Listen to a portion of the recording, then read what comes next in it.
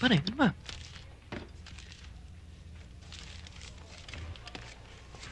Okay, class. Sir, Yes? si Puto, nagpapatawa.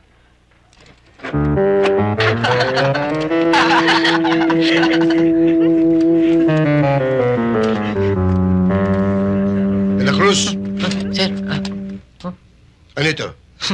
Sir, sa inyo ho.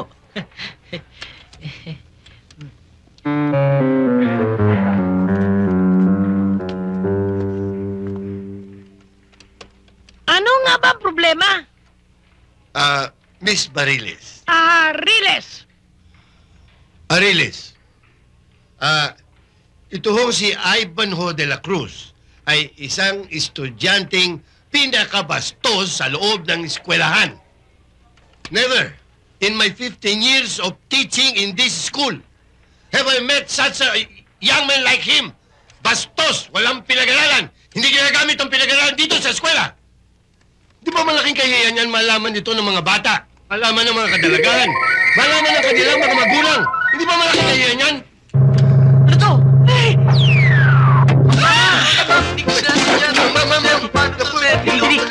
Hindi ko sinasadya. Hindi sinasadya. Hindi ko sinasadya.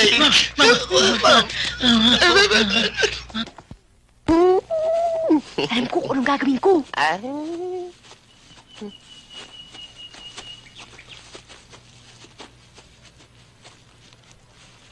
Mr. Roberto, siya nga pala si Miss Montelibano. My pleasure to meet you, ma'am.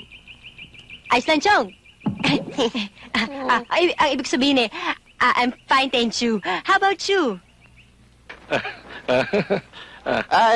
Siya nga pala si Miss Montelibano, isang heredera ng mga business empire ng mga Montelibano. Na-offer namin tong lupa sa kanya nung una. Akala ko hindi ho siya interesado. Pero bumalik ho siya. Kailangan mag-decide na ho kayo kung kukunin niyo itong lupang ito. Baka may mauna sa inyo. Tama nga naman yon dahil ready na ang aking pera. Sandali lang. Interesado ako, pero ano ba yung sinasabi mong espesyal sa lupa ito? Itong lupang to mayaman ho sa langis. Wala ho kaming pera para makapagpatayo ng isang oil well. Katunayan nga lang ho isang tusok nyo lang ho dito lalabas na ho ang langis. Sandali lang.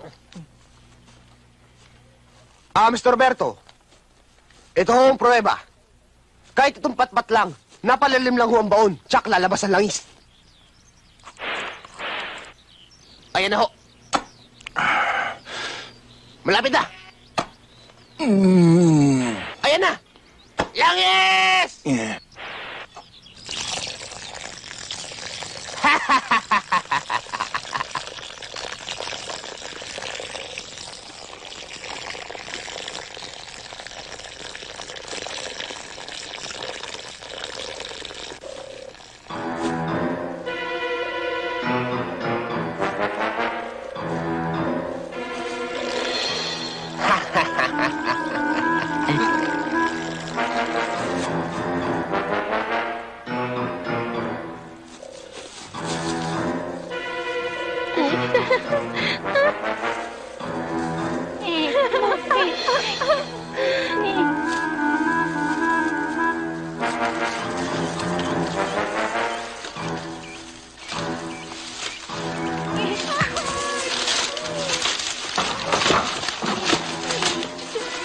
Bulyo!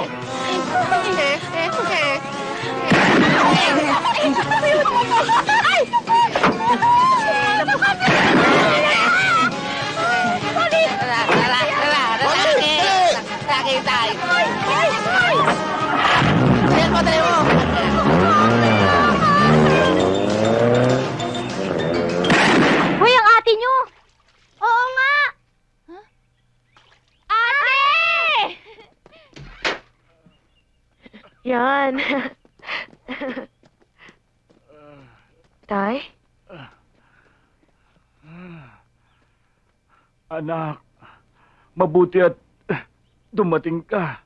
Tay, may sakit pa rin po kayo. Hindi niyo ba ininom yung gamot na pinabili ko para sa inyo?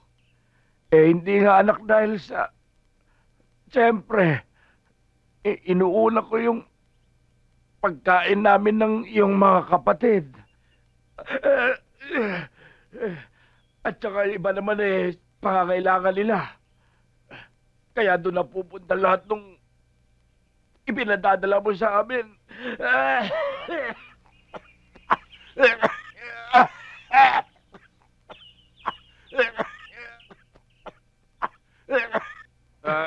Walang kakwenta-kwenta yung problema ninyo. Tay. Eto, bukas na bukas patingin kayo sa doktor. Maraming salamat, Tapos iyo. bilhin nyo lahat ng gamot na kailangan nyo, ha? Maraming salamat, iyo. Sobra naman yata yan. Dinala mo na nga ako dito. Pagkatapos, ikaw pa ang mamumblema sa sakit ng tatay ko. Sabi ko naman sa'yo galit ako sa pera Naku, ate, ang bait-bait naman ng boyfriend mo. Naku. Oh, Gwapo pa. naku. To, Kaya lang pandak. Hmm? At malaking ilong. na nga yan. Sana ikaw na lang maging kuya namin.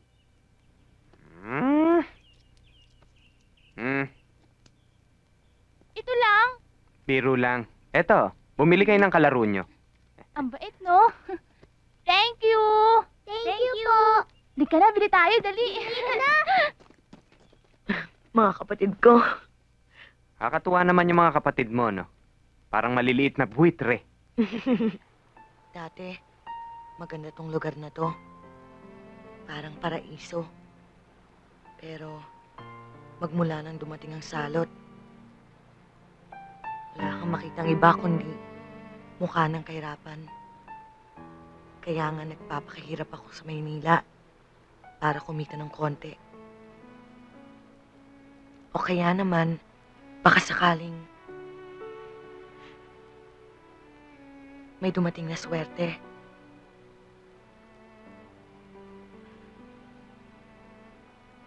Para naman mabalik muli ang sigla ng lugar na ito. Nang marinig kong muli ang mga huni ng mga itik at ang masasayang tawanan ng mga bata habang naliligo sa ilog.